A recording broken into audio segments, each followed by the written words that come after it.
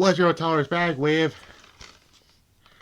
The Killer's Game. This is the first Batista movie I actually review on here.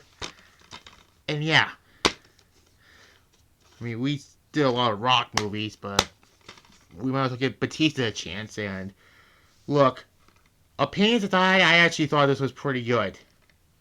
Um, Batista's not the only wrestler in this. Well, he's not really a wrestler anymore, but there's another actual wrestler on here, and you probably know who that is. Because I mentioned in my B movie review Tuesday, I want to say, or somewhere like that. Anyways, the release date here, the release date here is September 13th of a few months back, 2024. But anyways, basically, yeah, I'm just gonna refer to him as Batista throughout this movie, and not the character he's named after. So yeah. So basically, let's get to it. Let's get to it. At a dance performance, Bellerpez hitman Batista comes out and assassinates, but is spoiled by guards. In the actual chaos, Batista spots a fallen dancer, Macy, and helps get her out safely. She tries to thank him, but Batista starts to suffer head case and leaves before Macy can help him. After an experiment for the head case, Batista finds Macy at the dance studio and returns her phone, which she lost during the previous mayhem. Macy and Batista soon fall for each other, with him lying about his performance to her. Batista is soon discovered with Custer and Joe deceiving with his physical doctor Henry, giving him roughly 3 months to live. So, and Batista tries to get his friend and Henry Zuvi to put a contract on him, which allow Macy to contact life insurance off Batista's death, but soon refused. Batista turns to monitoring Adomero, or something like that.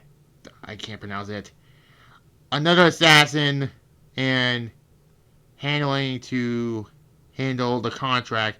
Monitoring who father mentioned before Batista killed him, accept the contract, and soon sends the hit out, which takes effected at midnight, the night Batista Pertwee buckles up, and Macy and later explains his story in a drunken voice message. So basically it's Batista versus the world in this. Just before midnight, Dr. Kandran calls Batista to inform him that he is misused and his test results were switched with another person at midnight. Batista is attacked by the first of Measure's assassins. Basically, he's had a bounty on his head.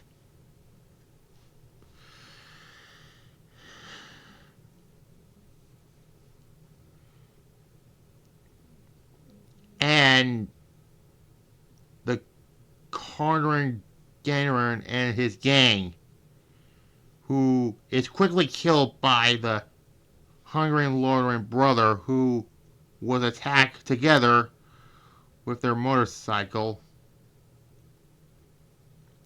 falling, and Batista kills them too.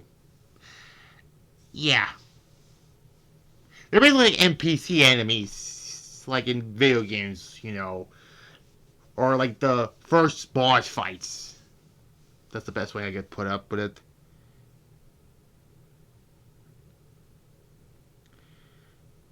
Um,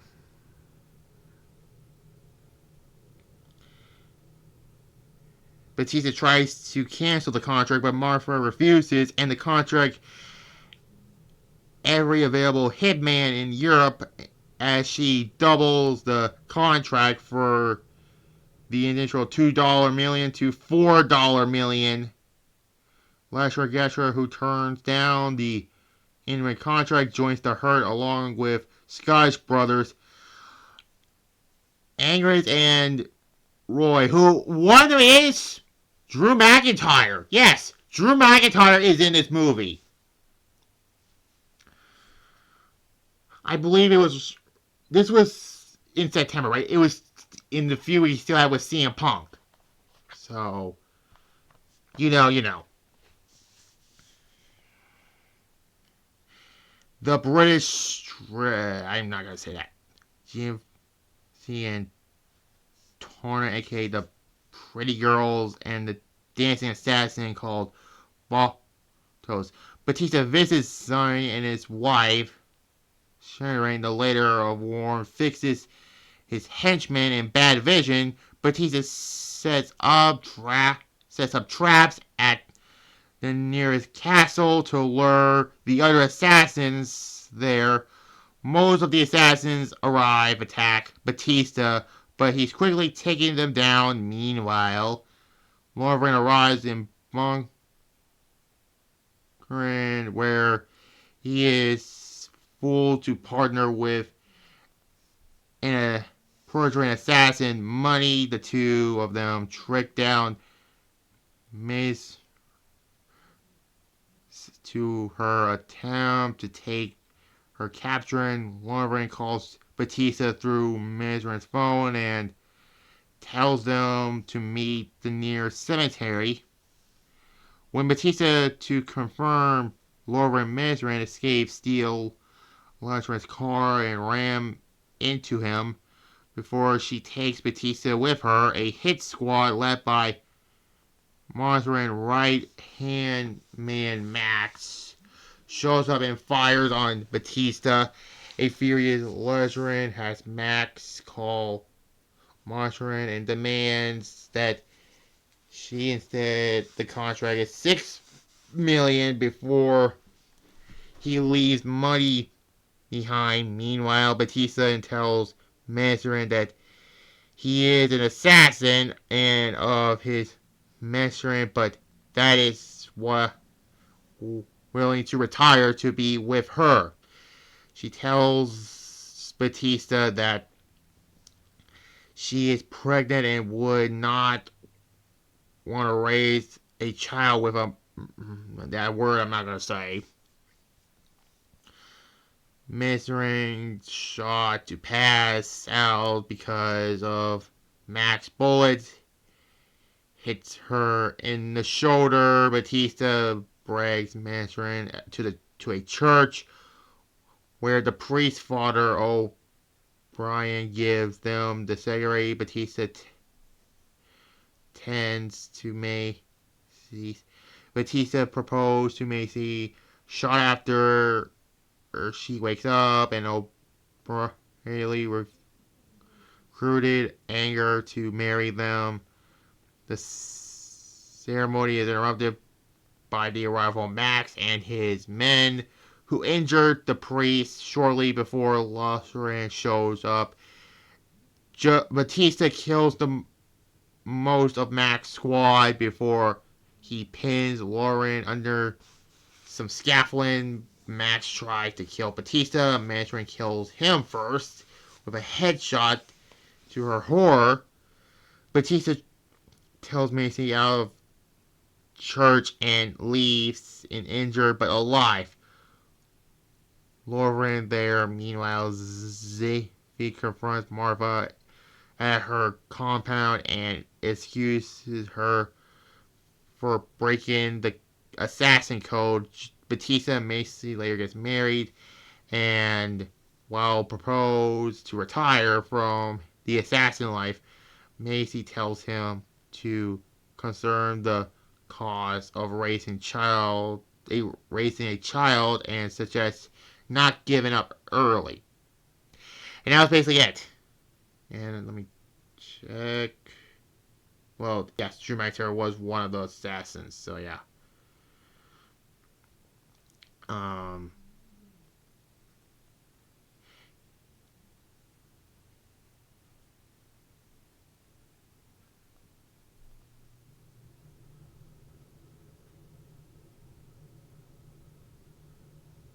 anyways, yeah. I get a B plus. Yeah, a B plus. Next movie review, Pixels. Why not? So that's that, and tomorrow will be my dumpster fires and move on from there. Like this video, comment below, subscribe to this show and click the notification bell, as well as my secondary channel. So subscribe and click the notification bell on that one, so you'll see on Thursday Royal Rumble 1993. So there's that. Subscribe and click the notification bell on my secondary channel, Talos Res Reviews, so you'll see Royal Rumble 1993 on Thursday. So there. Bye bye.